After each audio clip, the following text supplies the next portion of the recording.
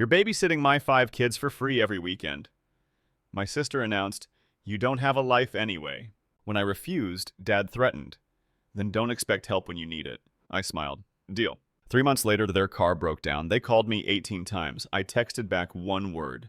My name is Mark, and I'm 34. I'm the director of a kindergarten in Columbus, which means my days are already loud, messy, and full of tiny people who believe rules are optional. 3 months ago, my sister decided that meant my weekends were optional too.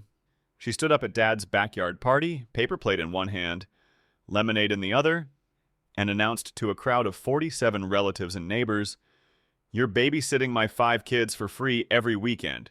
You don't have a life anyway."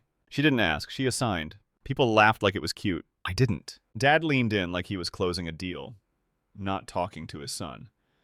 "Then don't expect help when you need it," he said. I smiled so calmly it surprised even me. Deal. They thought I was bluffing. They didn't know I'd been quietly paying $612 a month on their minivan because my sister's credit couldn't get approved.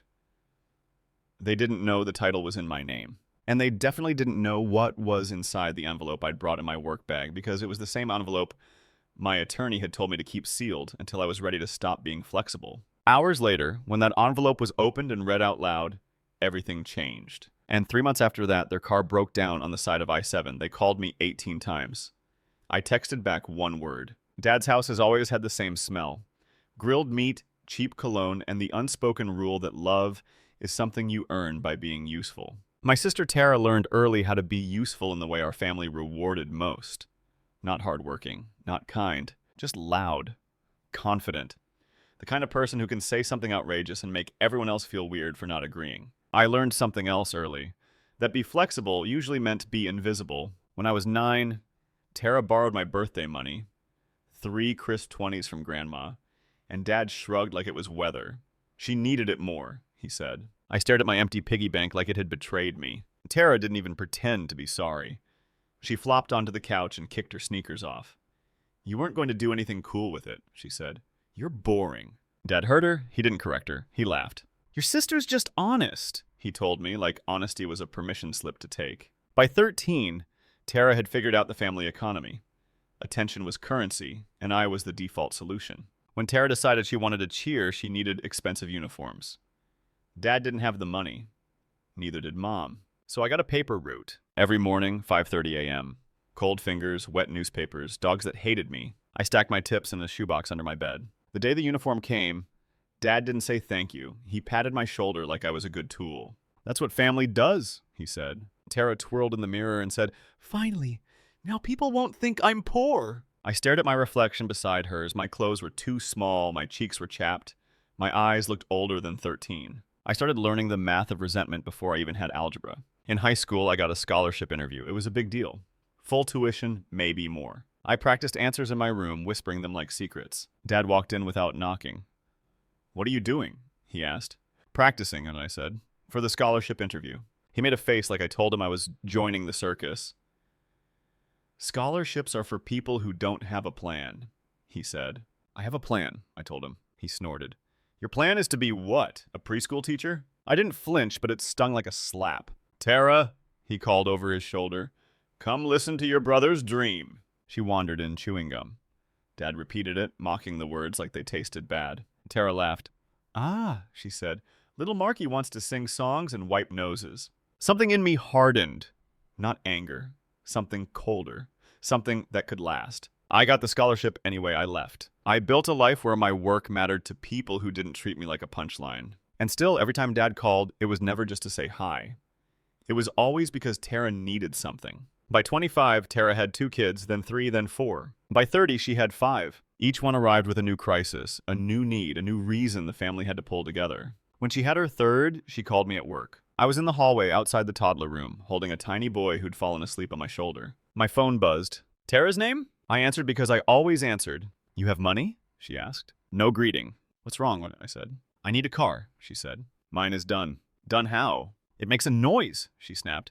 "Like grinding. It's embarrassing." "Tara," I said, "but Mark, don't make this hard. I have kids." The toddler shifted on my shoulder. I rubbed his back. "Have you looked at used cars?" I asked. "I did," she said like I was stupid. "I can't get approved. Their dad's credit is trash." "I know," I said. Kyle, her on and off fiance, had been between jobs for years in the way some people are between responsibilities. "So what do you want me to do?" I asked carefully. She huffed. "You have a good credit, just a cosign. You won't even feel it." I pictured Dad's voice. That's what family does. I pictured 5 kids squeezed into a car that made a noise. I pictured Tara crying at my voicemail if something happened. So I said, okay. Not because she deserved it, because the kids did. The dealership smelled like rubber and desperation. Tara flirted with the salesman and called him hun, and Kyle stared at his phone like the world owed him patience. When we finally got the paperwork, the salesman slid it across the desk. Tara barely glanced. Kyle didn't touch a pen. I read every line. The minivan was financed under my name because the lender wouldn't approve Tara. I told myself it was temporary. A bridge. A favor. The monthly payment was $612. I set it to auto pay. Tara hugged me outside, squeezing hard. "You're the best," she said, voice suddenly sweet. "I knew you'd come through." Kyle clapped my shoulder.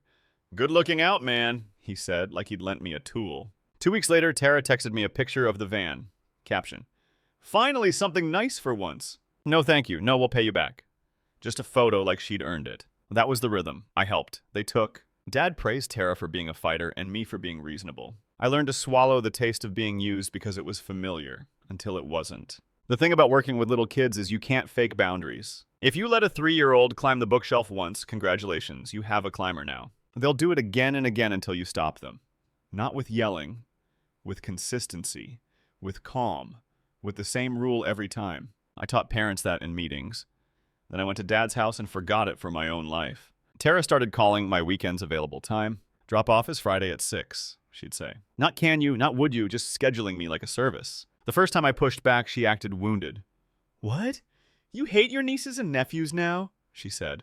I love them. That was the trap. I'd take them to the park, make grilled cheese, wipe tears, break up fights. And by Sunday night, I'd be so drained, I'd sit in my quiet apartment and stare at the wall, like the silence was a sound. Monday morning, I'd be back at the kindergarten, smiling at parents. "Big feelings are okay," I'd tell toddlers. Then I'd go to my office and breathe through the headache. I tried to set limits. "Tara, I can't do every weekend," I told her once. She laughed. "You're not married," she said. "You don't have kids. What else are you doing?" "Resting," I said. "Resting from what?" she snapped. "You play with kids all day." I stared at my phone like it was a stranger. "You think my job is playing?" I asked quietly. She didn't even hear the question. "You're good with them," she said. "It's basically your thing." Dad backed her up like he always did. "We all pitch in," he said.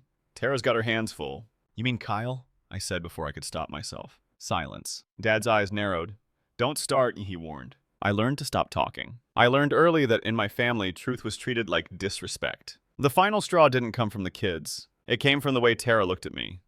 Like I was a resource, a tool, a free weekend she could spend on herself. It started with a text, as most ugly things do now. "Tara, Dad's doing a backyard thing Sunday. Be there." "Me? What for?" "Tara, his birthday, duh." Okay, what time?" "Tara, too.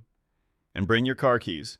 Call's gonna look at your tires." I blinked. "My tires?" "Tara, yeah, he thinks your car would be better for us. Ours keeps vibrating." I stared at the message until the screen dimmed. My stomach did that slow drop it used to do as a kid. Not fear, just the recognition of a pattern. I typed, "Me? No, he's not taking my car." 3 dots appeared. "Tara, relax, we're just talking." "No." "OMG, don't be dramatic, Dad said you'd help." "Of course he did." I didn't reply. Sunday, I drove to Dad's house with a small gift and a bigger knot in my chest. I promised myself I'd stay 2 hours. Smile. Sing happy birthday.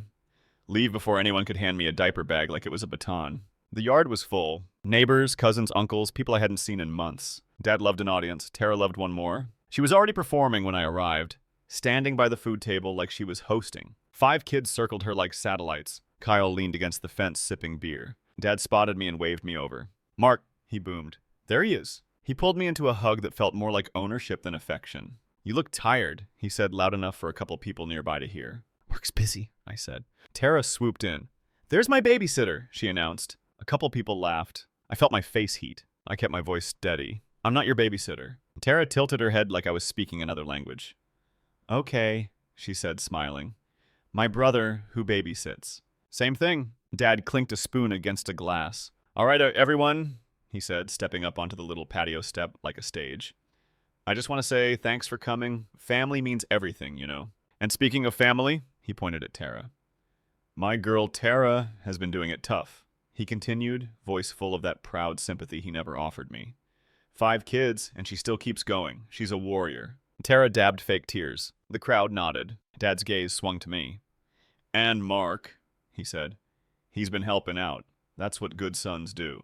He was smiling, but his eyes were sharp. A warning. Play your role. Be flexible. Be invisible. Tara stepped forward before Dad even finished. Actually, she said, bright and loud, we need to make it official so Mark doesn't flake. I froze. Tara lifted her phone like she was reading a proclamation. Mark's going to babysit my 5 kids for free every weekend, she announced. Laughter, whistles. Someone said, that's love. Tara grinned wider. And before he pretends he's busy, she added, he doesn't have a life anyway. That line hit like cold water down my spine. Not because it was new, because she said it like a fact. Like it was safe to say out loud because everyone agreed. I heard a couple snickers. I heard someone whisper, wow. My ears rang. I could have exploded. I could have screamed. But I've stood in toddler rooms with kids melting down, and I know something most adults don't. If you match chaos with chaos, chaos wins. So I took a breath, and I said calmly, no. Tara's smile twitched.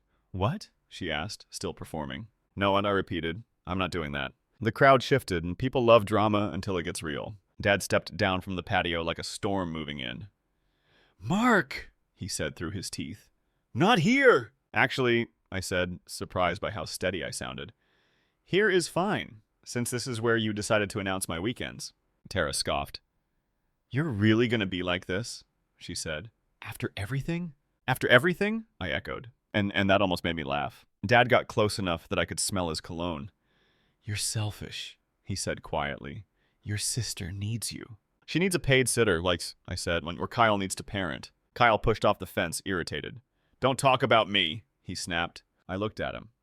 Then act like you exist, I said. A couple gasps. Tara's cheeks flushed. Dad's voice dropped lower. If you refuse, he said, then don't expect help when you need it. There it was. The family threat, the transactional love. Help isn't love in our family, it's leverage. I felt something in me click into place, not anger. Clarity. I smiled. Deal, I said. Dad blinked like he hadn't expected agreement. Tara threw her hands up. Unbelievable, she snapped to the crowd.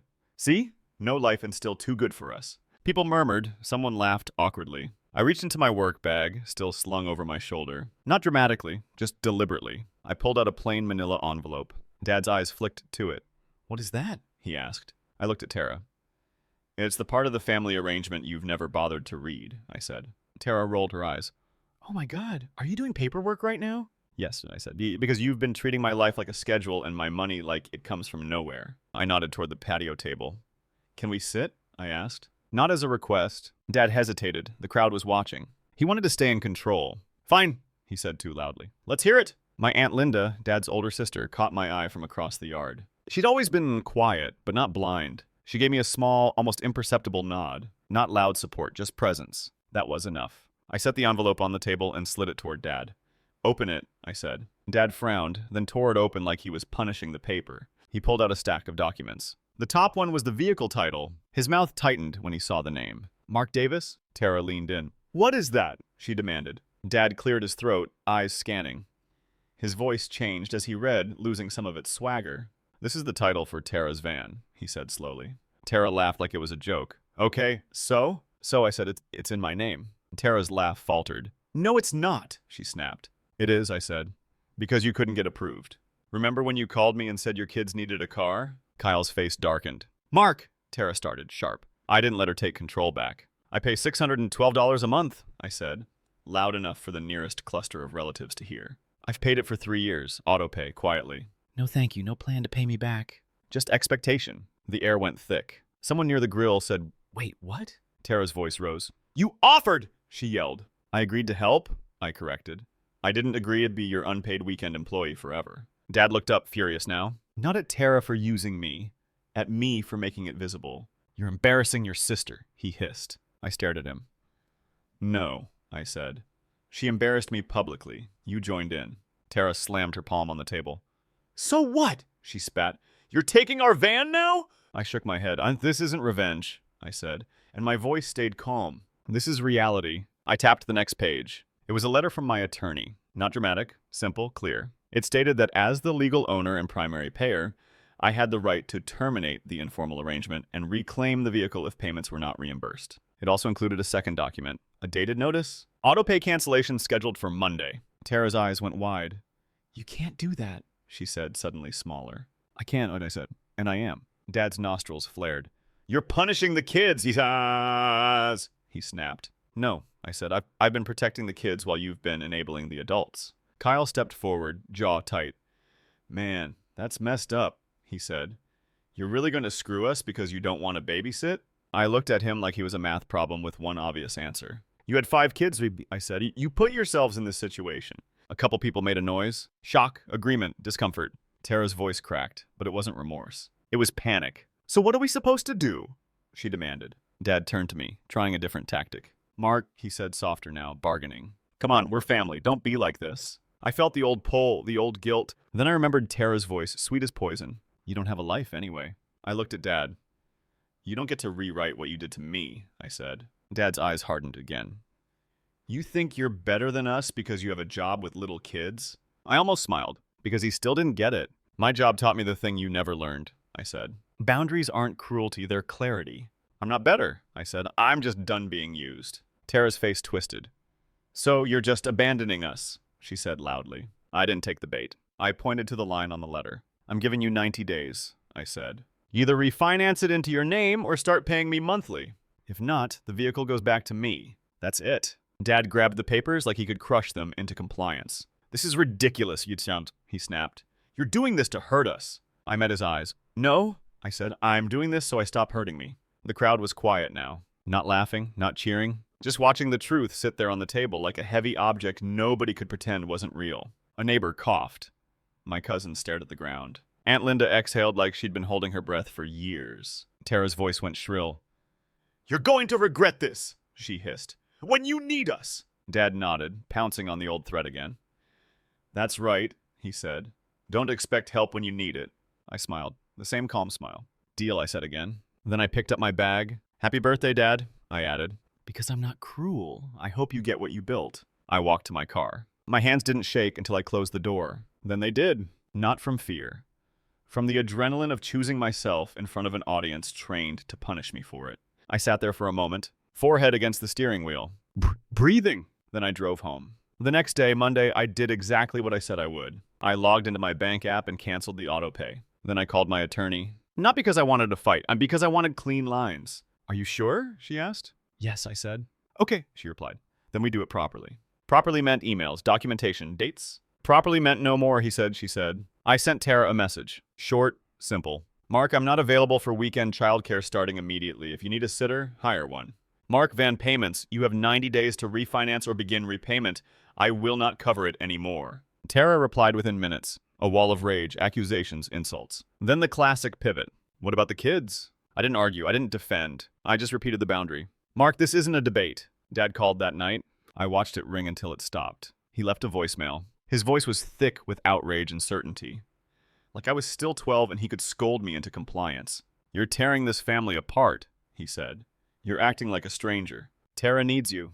You're going to regret this. Don't call me when you're alone. I saved the voicemail, not to punish him. To remind myself later when guilt tried to rewrite history. The next few weeks were ugly in small ways. Tara posted passive-aggressive memes about toxic people and boundaries being selfish. Dad stopped responding to my texts completely. At work, my days stayed the same. Kids cried. Kids laughed. Kids learned. Parents thanked me. I went home and my apartment was quiet. The kind of quiet that felt like healing, not loneliness. But the family pressure didn't vanish. It just changed form. My cousin texted, "Can't you just help a little?" My aunt, not Linda, called and said, "Your father is heartbroken." I said, I'm not discussing it. She said, he's your father. I said, and I'm his son. Silence. Then, so you're really doing this? Yes, I said. Not angry, just firm. I learned something strange during those months. When you stop being useful, people reveal whether they loved you or your labor. Tara did not refinance. Kyle did not suddenly become responsible. Instead, Tara tried to pressure me back into the old role. She'd text on Fridays like nothing happened. Drop off at 6. I would reply no. She'd call. I didn't answer. She'd leave voicemails. Voice sweet now. Mark, come on, just this weekend. I'm so tired. I'd listen, feel the old tug. Then remember the line. You don't have a life anyway. I deleted the message. Not because I didn't care. Because caring without boundaries is just slow self-destruction. You're right, mine was too long. Here's a version under 2,000 characters. It happened on a rainy Tuesday, the kind that turns the highway into dark glass. I was finishing a staff meeting when my phone started buzzing on the table. Tara. I ignored it. It buzzed again and again, until my assistant director asked, "Everything okay, family?" I said, flipping it over. In the hallway, I checked the screen. Shaba missed calls, then a text from Kyle. "Answer, it's an emergency." My stomach tightened, because emergency can mean anything when kids are involved. I didn't call them back. I called Aunt Linda instead, because Linda tells the truth. "Hi, Mark. Are the kids okay?" "They're fine," she sighed. "They're with Tara at a gas station off I-7. The van broke down, smoke and everything. Kyle's freaking out." Of course. I pictured myself pulling up like always, fixing it, paying for it, absorbing it. And I realized this was where boundaries stopped being ideas and became actions. I called highway assistance, gave them the location Linda texted. Then I opened my messages. "Mark, answer. We're stuck. You have to help." Then the one that hit like a bruise. "Stop being petty. You don't even have anything else to do." Same knife, same dismissal. I didn't explain, I didn't argue. I texted one word. "Deal." Dad called next, furious. I stayed calm. "Help is on the way, the kids are safe." "If family helps family, then you can go," he hissed. "Don't expect anything from us." "Deal," I said, and hung up. Later, Linda texted. "Tow truck came, kids are okay." Tara's mad. Kyle's blaming everyone. I put my phone down and went back to my classroom. A little girl cried because her banana broke in half. "It's ruined," she whispered. "It's not ruined," I told her. "It's just different now." This story teaches us that love should never be transactional. Mark's family didn't love him. They loved what he provided. The moment he stopped being useful, their love evaporated into threats and manipulation. The core lesson is about boundaries. For years, Mark confused enabling with kindness. He thought being flexible meant being family. But true family doesn't weaponize your compassion or mock your existence. When Tara said, you don't have a life anyway, she revealed how they truly saw him. Not as a person, but as a resource. The story teaches that saying no isn't cruelty. It's self-preservation. Mark didn't abandon his nieces and nephews. He stopped letting adults exploit him while hiding behind children. His calmness throughout shows real strength. He didn't explode and didn't revenge plot, just enforce consequences he'd clearly stated. The broken banana metaphor is perfect. Mark wasn't ruined by setting boundaries. He was just different now. Whole in a way he'd never been while breaking himself for people who never appreciated the pieces. Finally, this story reminds us people who truly love you won't threaten to withdraw support when you stop letting them use you. That's not family. That's manipulation wearing a family mask.